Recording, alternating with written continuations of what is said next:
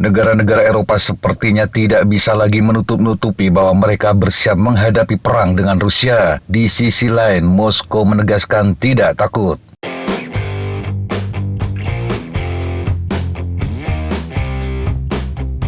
Ketegangan antara Rusia dan Barat terus meningkat. Terakhir ketika Perdana Menteri Swedia Ulf Kristersson mengatakan negaranya terbuka untuk mengizinkan senjata nuklir di tanah Swedia pada masa perang. Anggota terbaru NATO ini secara sensasional meninggalkan sikap non-blok militer selama 2 abad dan bergabung dengan blok keamanan tersebut pada Maret 2024. Langkah ini diambil setelah invasi Rusia ke Ukraina yang mendorong perubahan dramatis dalam kebijakan luar negeri dan pertahanan.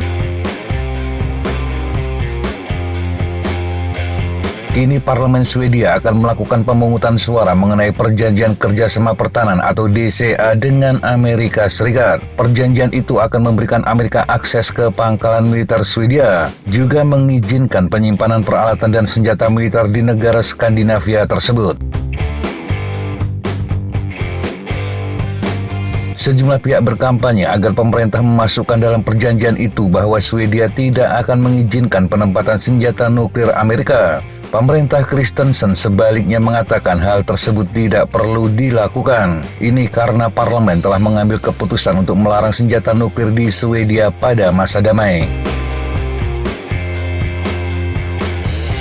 Namun Perdana Menteri mengatakan bahwa menampung nuklir di masa perang adalah cerita yang berbeda. Hal itu akan bergantung sepenuhnya pada apa yang akan terjadi. Menurut Kristersson, dalam skenario terburuk, negara-negara Eropa pada akhirnya harus mampu mempertahankan diri dari negara yang mengancam dengan senjata nuklir. Namun dia bersikeras keputusan apapun untuk menempatkan senjata nuklir di Swedia akan diambil oleh Swedia, bukan oleh Amerika Serikat.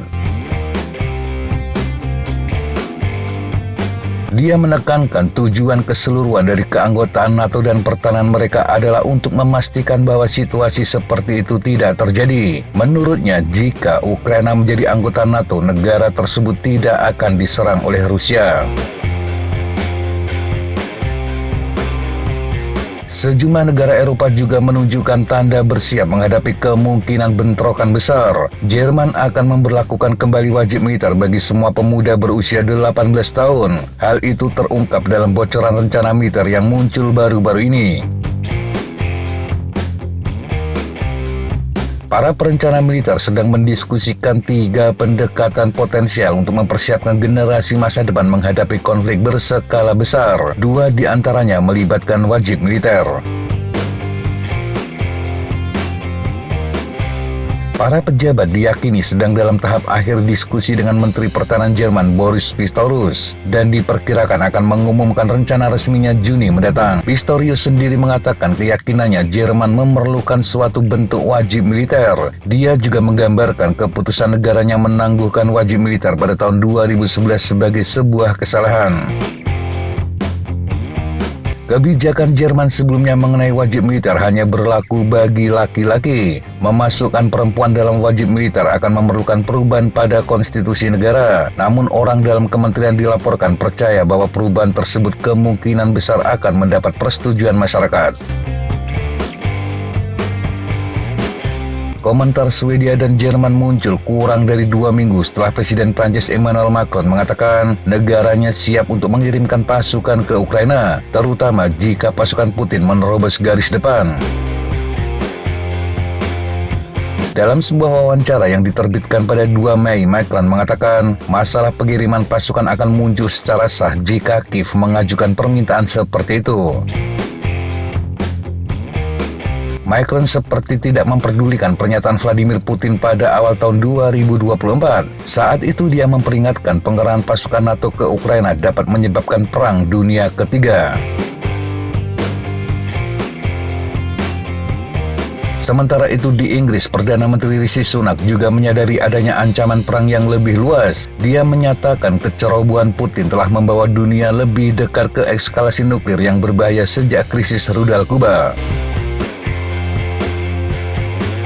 Namun Sunak juga melihat lebih jauh dari perang di Ukraina dan memperingatkan Inggris menghadapi masa yang semakin berbahaya karena ancaman dari apa yang dia sebut sebagai poros negara otoriter. Mereka mencakup Rusia, Cina, Iran, dan Korea Utara. Dia yakin beberapa tahun ke depan akan menjadi tahun yang paling berbahaya, namun juga paling transformasional bagi Inggris. Perdana Menteri Inggris sebelumnya mengumumkan fokus baru pada keamanan dan berjanji meningkatkan belanja pertahanan hingga 2,5% PDB pada tahun 2030. Selain itu, industri pertahanan Inggris harus siap melakukan perang. Dorongan Sunak untuk menjadikan industri pertahanan Inggris siap berperang muncul setelah ada peringatan dari Jenderal Sir Richard Barons. Dia mengatakan Inggris sangat kurang siap menghadapi konflik dengan Rusia dan mendesak pemerintah untuk berinvestasi besar-besaran dalam membangun kembali angkatan bersenjata guna menghadapi tantangan tersebut. Menurut Barons, selama Perang Dingin, Angkatan Darat Inggris siap berperang dalam waktu 4 jam. Ketika Perang Dingin berakhir dan tidak ada lagi ancaman terhadap Inggris, semua hal itu dibongkar. Sekarang Inggris memerlukan pemberitahuan 5 hingga 10 tahun sebelumnya mengenai serangan mendadak Rusia agar dapat mengatasinya. Barons menegaskan ini sangat mengecewakan.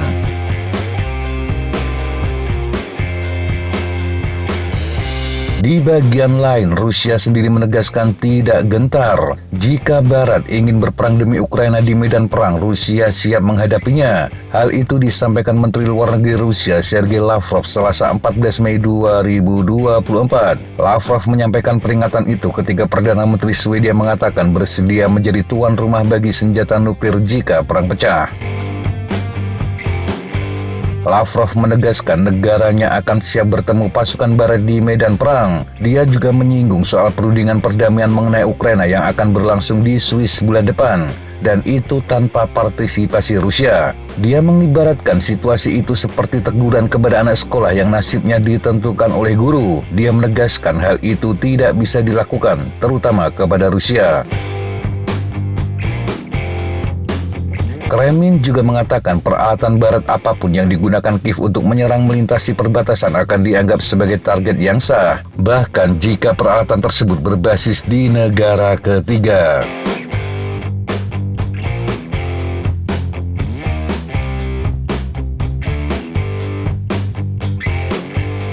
Demikian sahabat Jijat apa informasi yang bisa kita sampaikan untuk kesempatan kali ini. Sampai jumpa di kesempatan yang berbeda. Tetap semangat dan jaga kesehatan. Salam Fly Like an Eagle, Fight Like a Falcon.